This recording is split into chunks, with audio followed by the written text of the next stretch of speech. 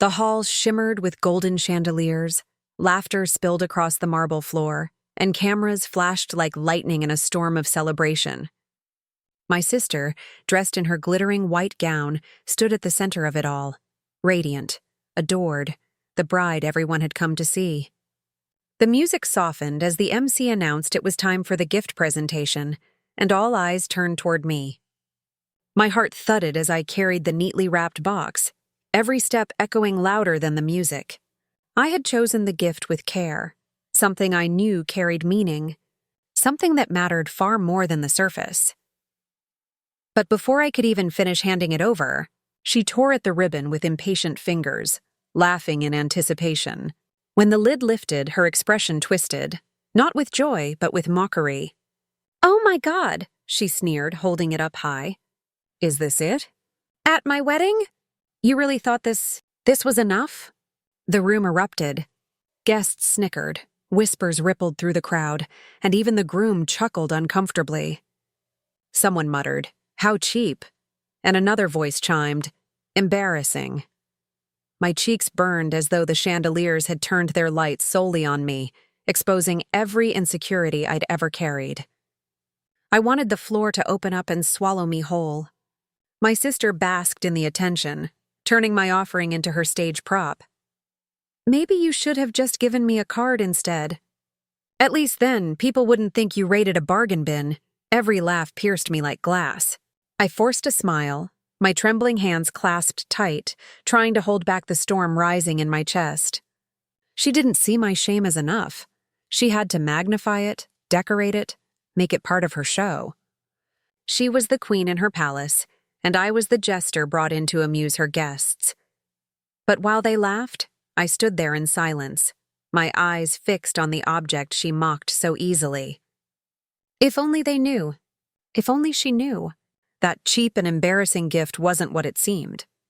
It carried something far more valuable than anyone in that room could grasp, a truth that would rip the smugness from her face and replace it with horror. That night, the wedding sparkled for her.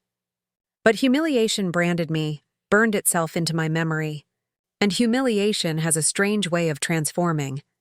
Sometimes it breaks a person, but sometimes it forges them into something stronger, sharper. As the applause rose and her laughter echoed, a quiet vow formed inside me. She would regret this moment. Not today, not tomorrow, but soon. Because while she mocked me for being small, invisible, and unworthy, she had no idea what was coming. The truth was waiting, hidden in plain sight, wrapped in the very gift she despised. And when she finally saw it for what it really was, her arrogance would shatter like glass. That's where this story begins. At the edge of humiliation, where betrayal sets fire to the past and sparks the flames of something far more powerful. When I was a child, I used to believe families were meant to be fair, that if you loved hard enough, worked hard enough, and gave enough of yourself, people would see you. They'd notice your sacrifices, honor your loyalty, and treat you with the same warmth you gave. But in my family, that was never my reality. My sister was the sun. Everything revolved around her. The spotlight seemed stitched into her skin, glowing even when she did nothing at all. She didn't need to work for attention. It came to her like moths to a flame. Teachers adored her. Relatives praised her beauty. Neighbors commented on her charm. My parents, they treated her as if she were rare glass, precious and delicate, untouchable. And me? I was the shadow. Quiet, steady, and useful, but invisible all the same. I did the chores without being asked. I helped my father with errands when no one else would. I stayed up late tutoring my sister when exams threatened her grades. I gave without question. And yet, when praise came, it bypassed me entirely. I remember one winter when our heater broke down. I was 13, and I volunteered to sleep in the coldest room so my sister could stay warm.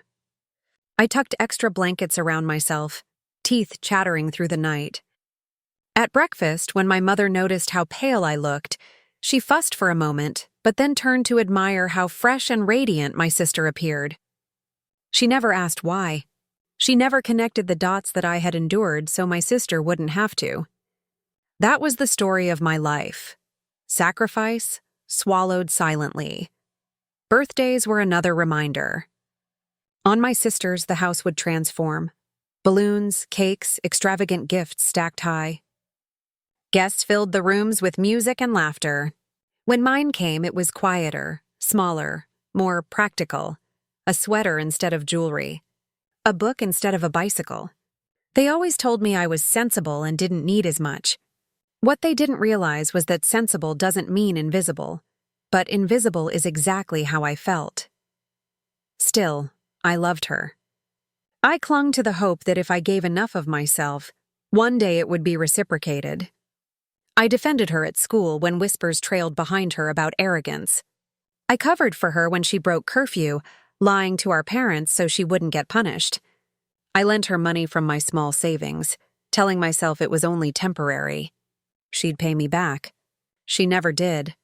The irony was that she thanked me rarely, but when she did, it was always with an air of superiority, as though my loyalty wasn't devotion but duty.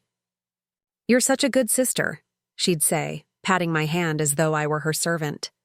And every time I smiled, because I wanted to believe that maybe, just maybe, my goodness would be seen. But the truth? It never was. The favoritism was so deeply woven into the fabric of our home that even outsiders noticed. Family friends would joke, "She's the star, and you're the caretaker." They said it with a laugh, but the words lodged themselves like thorns. My parents didn't deny it. Sometimes they even reinforced it. "Your sister has such potential. She's destined for big things," my father would say, glancing at her with pride. When I asked about myself, he'd smile vaguely and mutter, "You'll always be the reliable one." Reliable. Not brilliant. Not special. Just useful. Useful is not the same as loved. By the time we reached adulthood, the gap between us had widened. She went off to parties, basked in attention, and posted photos of her charmed life online. I worked long hours, saving diligently, careful with every step. I didn't envy her. Not really. But I couldn't help wondering what it felt like to walk through life with the wind always at your back. And yet, despite all this, I never turned away from her. When she called, I answered. When she asked for help, I gave. When she stumbled, I steadied her. I told myself this was family, and family meant loyalty, no matter what. But loyalty, when it's never returned, has a way of breaking something inside you. I remember the first time she truly humiliated me in public. It wasn't at her wedding. That was only the climax. Years earlier, we attended a cousin's birthday party. I brought a handmade gift, pouring hours of effort into it, crafting something thoughtful and personal. She arrived with something shiny from a store, wrapped in expensive paper. When the cousin thanked me, my sister laughed and said loudly, "She only brought that because she can't afford a real gift." Everyone chuckled politely, brushing it off as harmless teasing. But my chest tightened with shame, and though I smiled, I felt myself shrinking. That moment was a rehearsal for what would later happen on her wedding day. My family's blindness to the imbalance between us built the foundation for everything that followed. Every time they excused her behavior, every time they ignored my sacrifices, they taught her something. That she could take, mock, and belittle without consequence. They taught her that my silence meant weakness, that my loyalty was endless. But silence isn't always weakness. Sometimes silence is storage, of pain, of memories, of fuel. By the time her wedding came, years of small betrayals and unacknowledged sacrifices had hardened into something else inside me. I walked into that hall not just as her sister, but as the culmination of every overlooked act of love, every forgotten kindness, every invisible wound. And when she stood there, mocking me for the gift I brought, she wasn't just mocking a box wrapped in paper. She was mocking the entirety of who I had been, the shadow, the caretaker, the invisible sibling who had spent a lifetime being dismissed. That's why it cut so deep. That's why humiliation burned hotter than the chandeliers overhead. Because her wedding wasn't just another celebration. It was the collision of a lifetime of favoritism and betrayal, crashing down on me in front of everyone. And that was the night something in me shifted. The child who once accepted invisibility was gone. What she didn't know, what none of them knew, was that the same gift she mocked was about to become the weapon that shattered her arrogance, the truth that would flip our roles forever. The reception hall glowed with perfection. Crystal glasses caught the light, chandeliers bathed everything in golden warmth, and the polished floor reflected the swirl of gowns and tuxedos. It was the kind of evening people would remember for its beauty, its charm, its flawless glamour. But for me, it would be remembered for something else entirely. The moment humiliation became a spectacle. I had been waiting my turn, holding the gift I had chosen carefully, thoughtfully, with meaning stitched into every detail. My palms sweated against the wrapping paper as I approached the stage where the bride and groom sat, bathed in light like royalty. My sister leaned into her husband, smiling wide, basking in the adoration of 100 guests who saw her as the perfect bride. When the MC announced my name, the crowd turned to me. I felt their eyes sweep over me, assessing, comparing, weighing. I wasn't wearing designer labels, and I wasn't dripping in diamonds. I was simply me, steady, modest, practical. And in a room obsessed with glitter, modesty becomes a flaw. I stepped forward, offered the gift with a trembling smile, and whispered, "For you." My sister ripped the paper open with careless eagerness, as though the presentation itself were an inconvenience. She pulled out the box inside, lifted the lid, and stared. For a heartbeat, there was silence. My chest fluttered with hope. Maybe, just maybe, she'd see it for what it truly meant. But her lips curled into a smirk. "Really?" she said, her voice carrying into the microphone clipped to her dress. "This is it?" Laughter rippled across the crowd, hesitant at first, then stronger as she held the item up for everyone to see. "You bring this." "At my wedding?" she continued, shaking her head. "It looks like something you'd grab last minute from a clearance rack." My stomach dropped.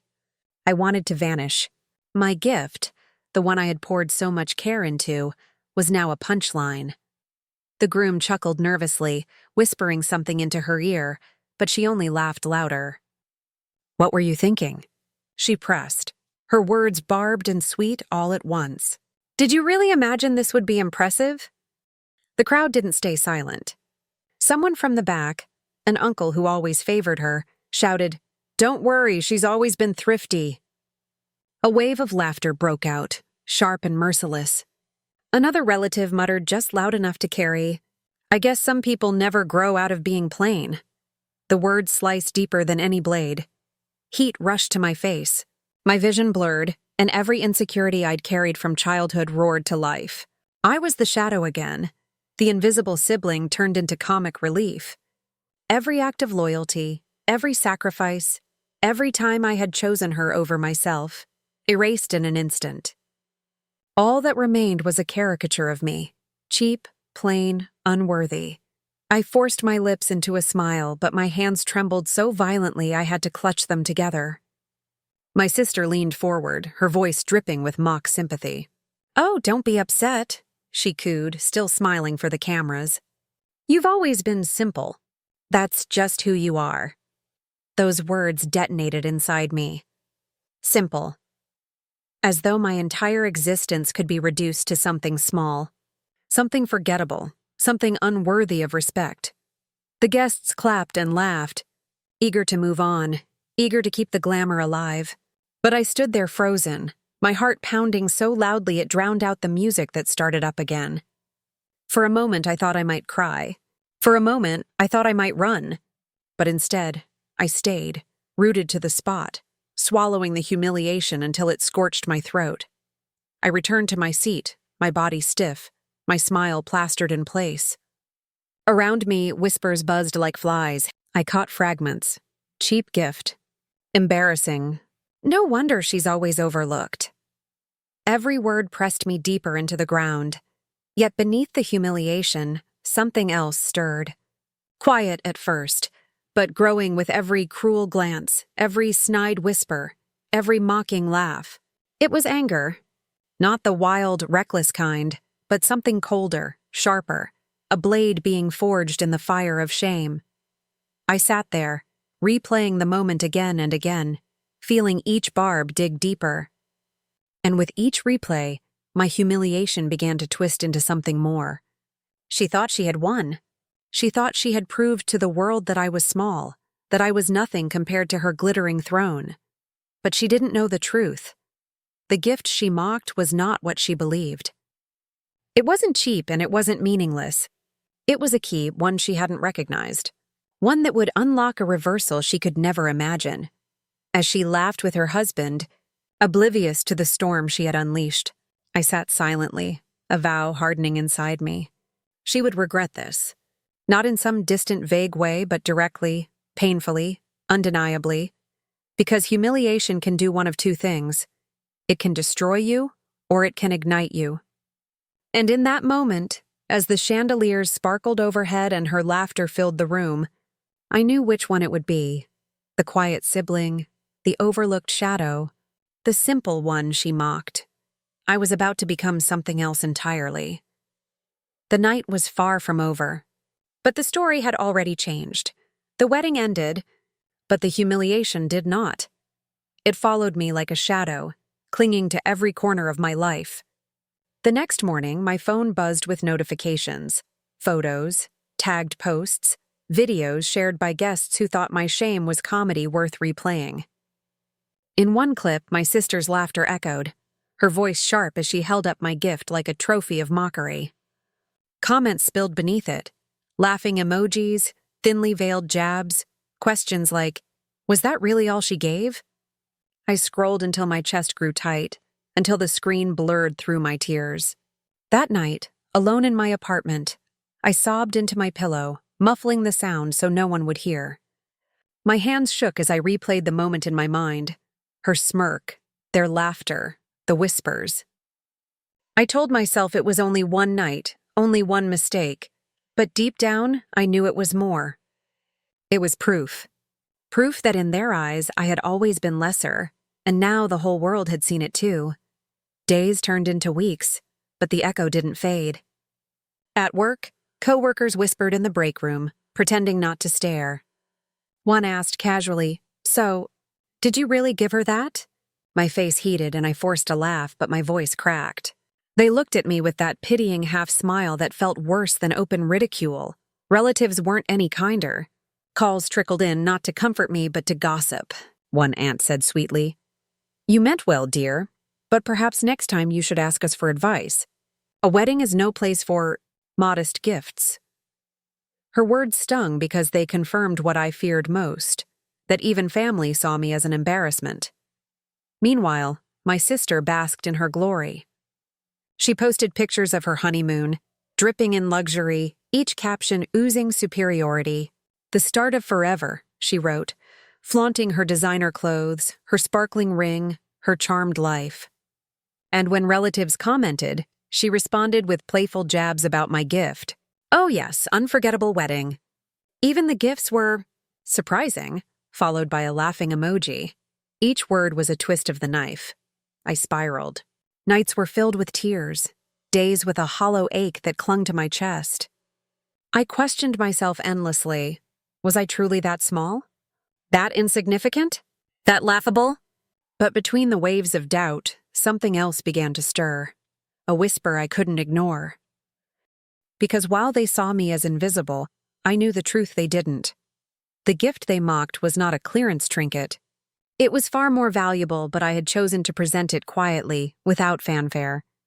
Their arrogance blinded them to its worth, and in their blindness, they revealed themselves.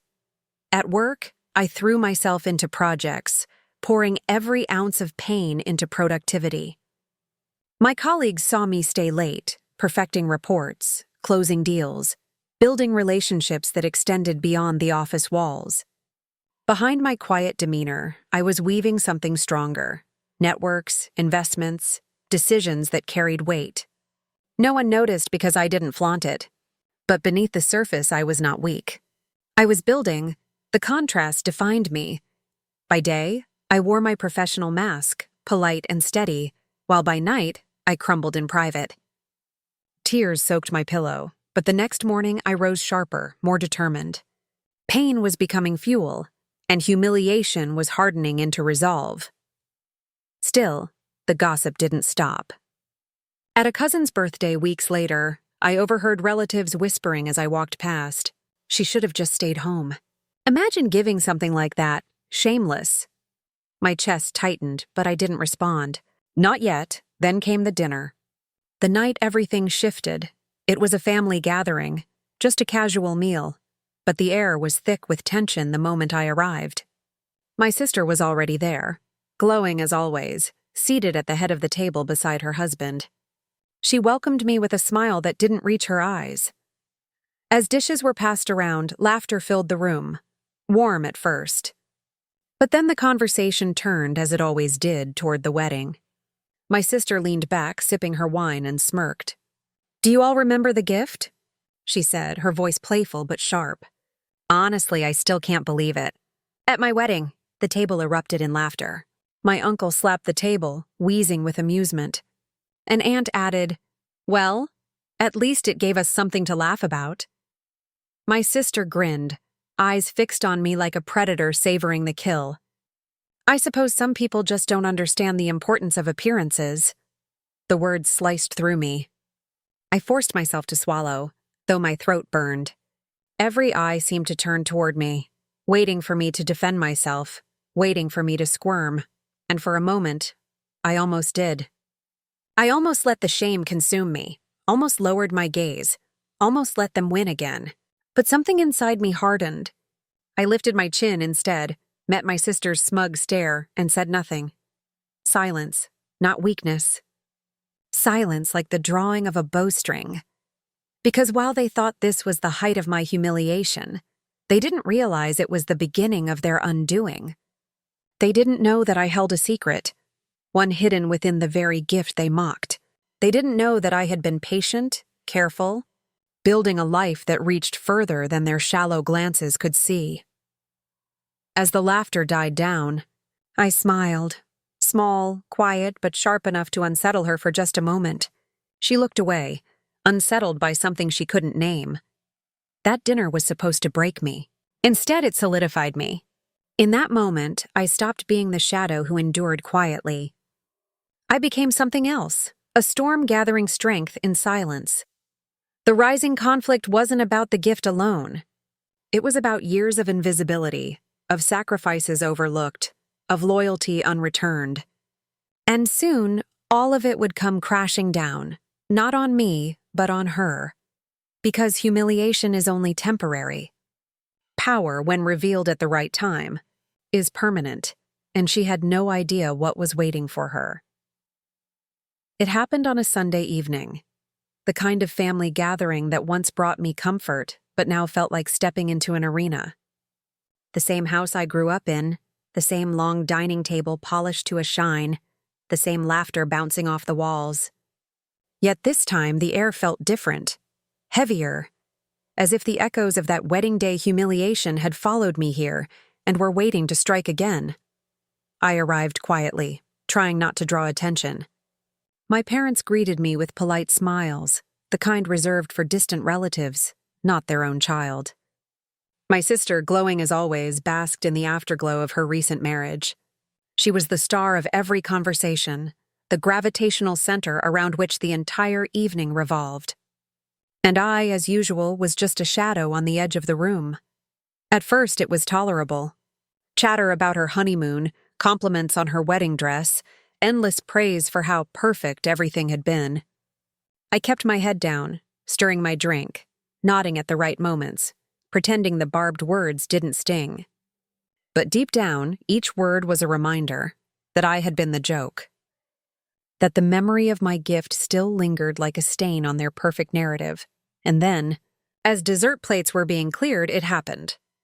"So," my sister began, her tone light but laced with malice, "remember the gift my dear sibling brought to the wedding?" The room erupted in knowing laughter before I could even react. My aunt covered her mouth, pretending to stifle a giggle. My cousin whispered something behind his hand, and my mother shook her head with a sigh that said, "What a shame." "Oh, come on."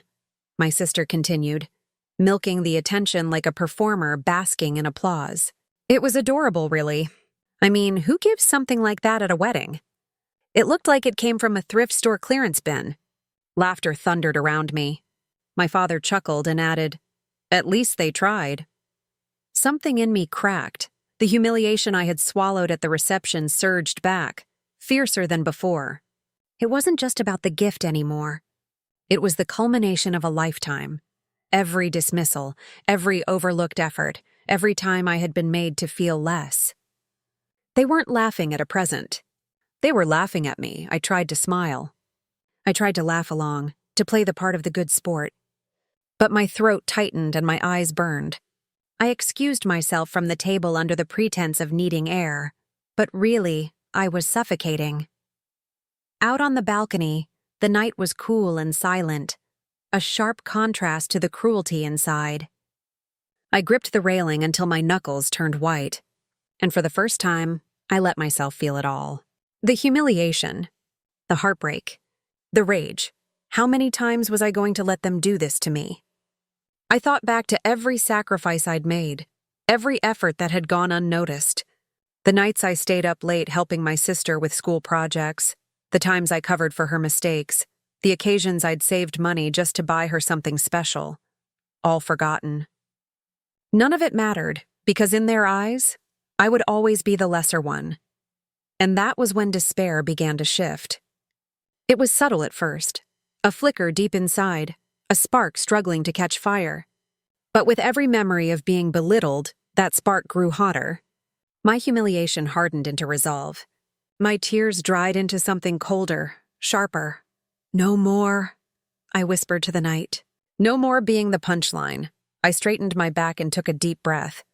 For too long, I had tried to earn their approval, to prove my worth by playing by their rules. But why should I? Why should I beg for respect from people who had never cared to give it? They thought they knew everything about me. The shy, overlooked sibling who would always stay in their shadow. But they didn't know the whole story. They didn't know what I had been building quietly, carefully, beneath the surface.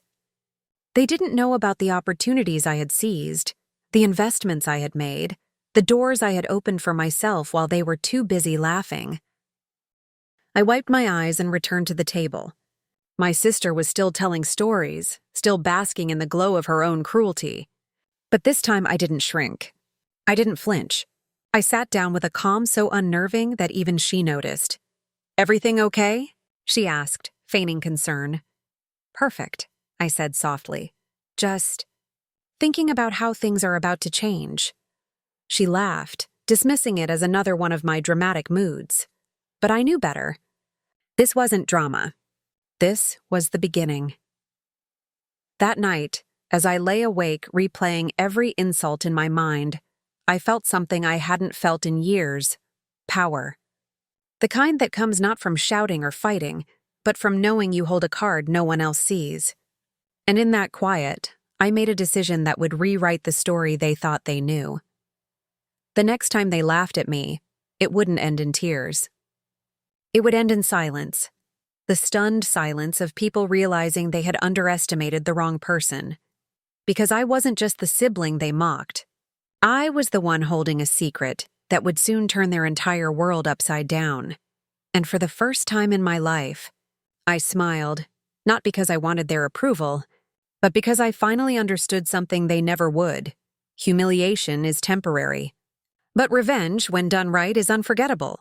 They had their laughs. Now it was my turn. The room was quiet that evening, deceptively so. Everyone assumed the gift I had presented at the wedding was the same as it had always appeared: insignificant, harmless, laughable. My sister's smug smile, still vivid in my mind, had convinced them all that I was nothing more than the overlooked sibling, forever destined to fade into the background. But while they celebrated her arrogance, I held a secret they could never have imagined. Months before the wedding, I had carefully orchestrated every detail of that simple gift. On the surface, it appeared as nothing more than a tasteful, modest token, a keepsake that would seem sentimental but inexpensive. The wrapping, the delicate box, the soft ribbon, all chosen to play into her expectations. I wanted her to underestimate me, to mock me openly, and she had delivered exactly what I had hoped for, a performance of superiority, laughter dripping with derision. What they didn't know, what she had never suspected, was that inside that box was the key to everything she thought she had conquered. Nestled beneath the tissue paper was a folder, elegant and unassuming, containing the legal deeds to her honeymoon villa. Not just any villa, but the one she and her husband had bragged about for months, claiming it as a symbol of their wealth and taste. They had never imagined it could be mine. I had spent months quietly acquiring the property under my name, moving through layers of corporate entities to keep it invisible. Every wire transfer, every signature, every legal clause had been executed with meticulous care. To anyone else, it would have been invisible. To her, it was a harmless keepsake, perfect for ridicule. She had laughed at what she believed was trivial, not realizing she was holding her own undoing. The first time I revealed it, it was in front of the family, during a quiet gathering meant to celebrate another minor occasion. The wine flowed, conversations overlapped, and my sister was in her usual element, radiant, confident, untouchable. I waited until the perfect moment, until she held the box in her hands again, reminiscing with that same self-satisfied smirk. "Do you remember this?" I asked softly, my tone calm, almost innocent. Her eyes flicked to me, narrowing. "Of course," she said, brushing her hair back. "Your thoughtful gift." Her smile was slow, deliberate, still colored with amusement. I nodded, and then, slowly, deliberately, I lifted the lid and retrieved the folder she had once mocked. The moment her eyes fell on the papers, the laughter in the room froze. Confusion replaced confidence. Curiosity replaced smugness. What is this?" she asked, voice tight, trembling slightly. The room grew quiet as she leaned closer, trying to understand, trying to see what she had overlooked. I smiled gently. "Those are the deeds to your honeymoon villa," I said. "Every signature, every legal detail in my name." Her face went pale. The glow of superiority drained from her cheeks, replaced by disbelief, then horror. "No, this isn't—" "How I interrupted gently, letting each word land like a hammer. "It's exactly how. You laughed at my gift, ridiculed it in front of everyone, assumed it was cheap and meaningless. And yet, you held the most valuable thing you've ever known, without even realizing it." Gasps echoed around the room. My parents' mouths hung open, their eyes darting between us, as if trying to process the sudden inversion of roles. Relatives whispered, half in shock, half in awe. She owned it all along?" One aunt murmured. The delicious irony was overwhelming. The sister who had spent years basking in undeserved superiority, mocking me for being invisible, now faced the undeniable truth. The one she had ridiculed was the one holding the power. She had not only underestimated me, she had been blind to it, arrogant to the point of self-destruction. "You," she whispered finally, voice cracking. "You planned this?" I nodded. "Every detail, every step. You think arrogance is strength, but it is weakness when it blinds you. You mocked me because you assumed invisibility equals weakness. But what you never understood is that quiet strength can be far more powerful than loud arrogance." The room was silent now, tension thick enough to touch. Her husband's smile faltered. She fumbled for words, for excuses, for the control she had always wielded so easily. But none came. Not one. "I didn't want to humiliate you immediately," I continued, speaking with calm precision. "I wanted you to reveal yourself, to show everyone your arrogance, to let you mock me openly. And you did it beautifully. But now, the joke is over." Her hands shook as she realized the magnitude of what she had once dismissed. The villa, the property she had flaunted, the symbols of wealth and status she assumed she commanded, all had been quietly under my control. Every boast she had made, every smug comparison to my simple life had been empty. The reversal was intoxicating. Not for cruelty's sake, but for justice. She had underestimated me, dismissed me, humiliated me. and in doing so, she had sealed her own downfall. The room shifted. Family members who had once whispered and laughed now looked at me differently. Respect, awe, and a cautious fear replaced the casual dismissals. I had been invisible for years, but now, invisibility was my greatest weapon. I had used it to plan, to prepare, to ensure that the person who mocked me would one day learn a lesson she could not ignore. My sister's eyes met mine, wide with disbelief. She tried to speak, to defend herself, to reclaim some sense of control. But the silence I held was deliberate, unyielding, and final. Every mocking word she had once spoken had returned to her like a boomerang. The tension in the room was electric, crackling with the realization that the family hierarchy had shifted. Power, once assumed to be hers, had been quietly seized. The gift that had seemed trivial was now the catalyst for a complete reversal, the moment when humiliation transformed into vindication. "You see," I said softly, "sometimes the most powerful moves are the ones no one notices. And sometimes the quietest sibling carries the heaviest sword." Her shoulders slumped, the mask of superiority shattered. The room collectively exhaled, some in shock, others in admiration. I had taken a lifetime of overlooked efforts, all those years of invisibility and sacrifice, and turned them into leverage no one could ignore. And in that moment, the game changed forever. No one would ever see me as simple again. No one would mock me without consequences. And she, the sister who had once thought herself untouchable, now understood, in stark, undeniable clarity, that she had been outplayed. The room held its breath, waiting for what would come next. And I knew the moment of confrontation, when arrogance met its reckoning, was fast approaching. The tension was almost tangible in the room. Glasses clinked softly, but the usual warmth of conversation had vanished, replaced by a heavy, expectant silence. My sister sat poised, her smile strained, eyes darting nervously as she held the gift, or rather, the folder she had once believed insignificant. Everyone was watching, sensing that something monumental was about to unfold. She opened the folder again, flipping through the papers with increasing confusion. Her hand trembled as she realized the signatures, the legal stamps, the details, all pointed to one irrefutable truth: the property, the villa, the investment she had flaunted so arrogantly, was mine. Completely mine, not hers. Her laughter, once sharp and mocking, faltered and then disappeared entirely. "No, no, this isn't possible," she stammered, her voice a mixture of disbelief and rising panic. She looked around the room, hoping for someone, anyone, to correct me, to say it was a mistake. But the faces staring back were wide-eyed, some mouths agape, others frozen in stunned silence. I leaned forward slightly, keeping my voice calm, deliberate. "It is possible. It's not a mistake.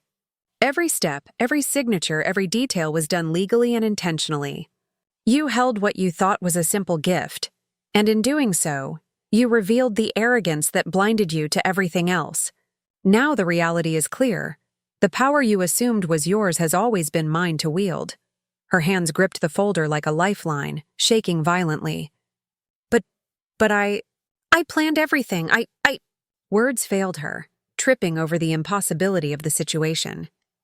She had spent her entire life believing she was untouchable, that the invisible sibling was harmless, incapable of challenge. Now, every assumption she had made lay in ruins. The room seemed to hold its breath. My parents' eyes were wide, my father's hand tightening around his wineglass. Relatives whispered to each other, unable to mask their shock. The cousin who had snickered at the wedding gift months ago looked like he had seen a ghost. The aunt who had called the gift cheap slowly shook her head, realizing she had been complicit in underestimating me. And through it all, I remained calm, steady. I let the silence stretch, allowing the weight of the revelation to settle. There was no gloating in my tone, only precision, letting the truth speak for itself. Every eye in the room was now on my sister, who had once held court in arrogance, now unraveling under the gravity of her own misjudgment. Her husband finally stepped forward, attempting to reclaim some sense of control. But This can't be. Surely there's some arrangement we're missing, he said, voice tight. I met his gaze evenly. No, there is nothing missing. Every legal avenue has been properly executed. What you believed was a gift was a strategic move, not by chance but by design. And it worked perfectly because you underestimated me. You assumed visibility equals power, arrogance equals strength. But quiet patience and calculated action are far stronger than bluster. The words hit like a hammer. My sister's face paled further, her composure crumbling. She sank slightly in her seat, clutching the folder as though it were a lifeline she could no longer hold. I don't understand, she whispered, panic lacing her voice. You do, I replied softly, letting each syllable land. You understood every bit of your arrogance when you mocked me, laughed at my gift, and exposed your vanity to everyone. You saw me as invisible, harmless, small. That perception was your greatest mistake. The irony of it all was almost poetic. The family who had laughed, who had joined in the humiliation, now watched as the entire balance of power shifted. Every mocking glance, every dismissive comment returned to them as silent judgment. The one they assumed powerless now held complete control, not through force, but through foresight, strategy, and patience. My sister's shoulders slumped completely. Her aura of superiority had evaporated, replaced with the raw exposure of vulnerability. The laughter that once followed her like a halo was gone. In its place was silence, sharp and heavy, broken only by gasps and whispered questions. You thought you could diminish me, I said, letting the words linger. You thought I was simple, easily forgotten, incapable of influence. And yet here we are. The gift you mocked, the thing you called worthless, now defines the difference between who holds power and who does not. Her eyes filled with tears, a mixture of anger, shame, and disbelief. You tricked me, she whispered, voice trembling. I didn't trick you, I corrected, calm and unflinching. I planned carefully. I anticipated your arrogance, your impatience, your need to perform superiority in front of others. All of it worked in my favor because you underestimated what you could not see. The quiet, invisible strength you ignored all these years. My parents exchanged glances, finally seeing me not as the simple or reliable child, but as the force who had orchestrated an undeniable reversal. The cousin who had once whispered jokes about my thriftiness now sat frozen, understanding that he had participated in an illusion of power that no longer existed. And my sister, she was broken, stripped bare by the very actions she had mocked. The room, once filled with her laughter, now revolved around her realization that she had misjudged the invisible sibling entirely. Every smug remark she had made at my expense had inadvertently revealed her own vulnerability. I leaned back slightly, letting the truth settle. There was no need to gloat further. The impact was already complete. Humiliation had shifted. She, who had orchestrated mockery, was now the one exposed. And the family, the audience that had once cheered her superiority, could only witness the poetic justice of her downfall. You see, I said finally, with quiet satisfaction, the smallest, quietest actions are sometimes the most powerful. The gift wasn't worthless, and neither was I. Her hands fell to her lap. Her breath came in shallow, uneven gasps. She could not reclaim her throne in that moment. The reversal was total. The family hierarchy had shifted entirely, and there was nothing she could do to undo it.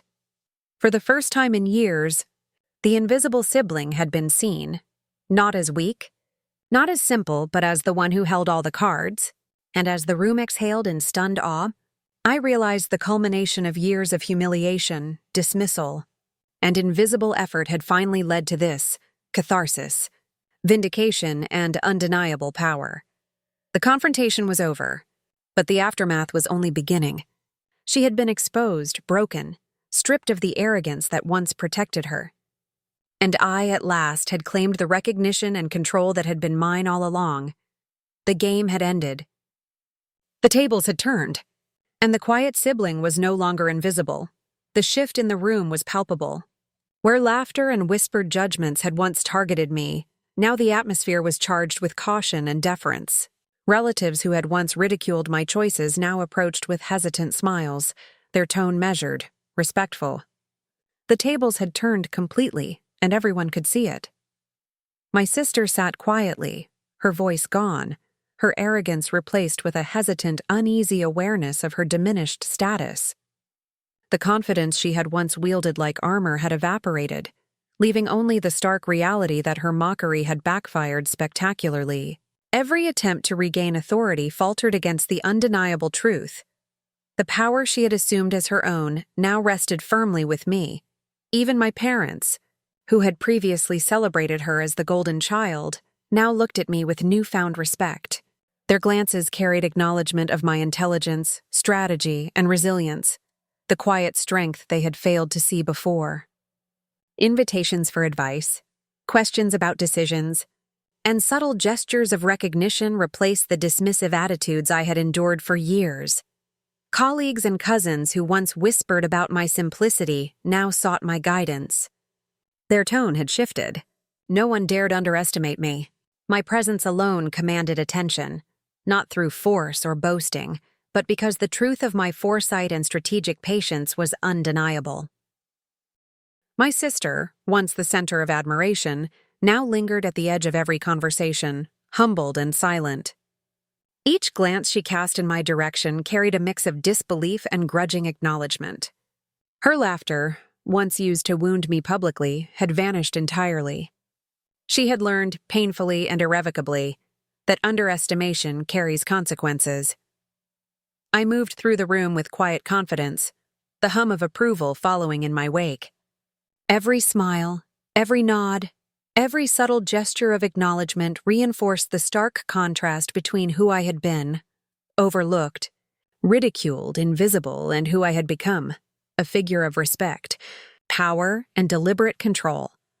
The wedding humiliation, the whispered mockery, the years of invisibility, all of it had been transformed into a tool for reclaiming dignity. Betrayal and ridicule had become catalysts for empowerment. And as I observed the family navigating this new hierarchy, I understood something vital. Strength is not always loud, and power is not always visible. Sometimes it is the quiet, calculated hand that changes everything. The room had shifted. The balance of authority had been rewritten.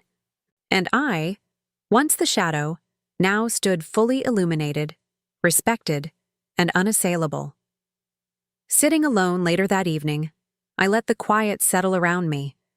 The laughter and whispers that had once cut so deeply now seemed distant, almost trivial.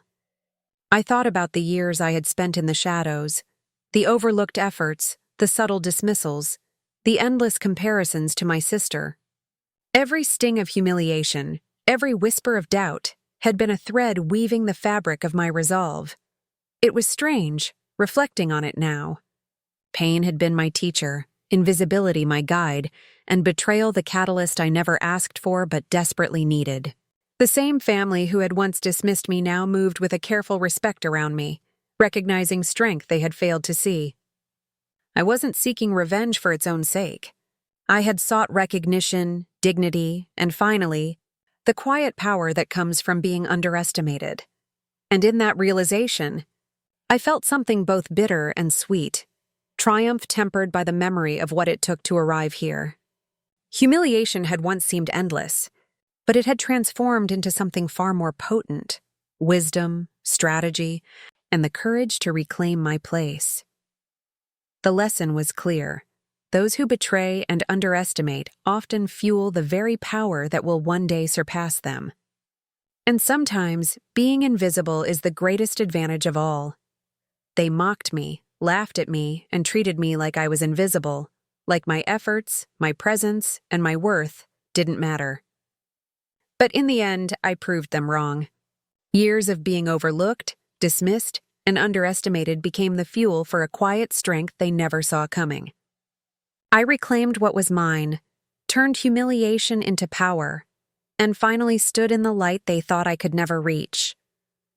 What would you do if this happened to you? Comment below.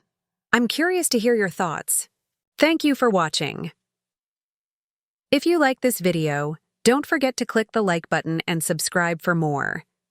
See you in the next video.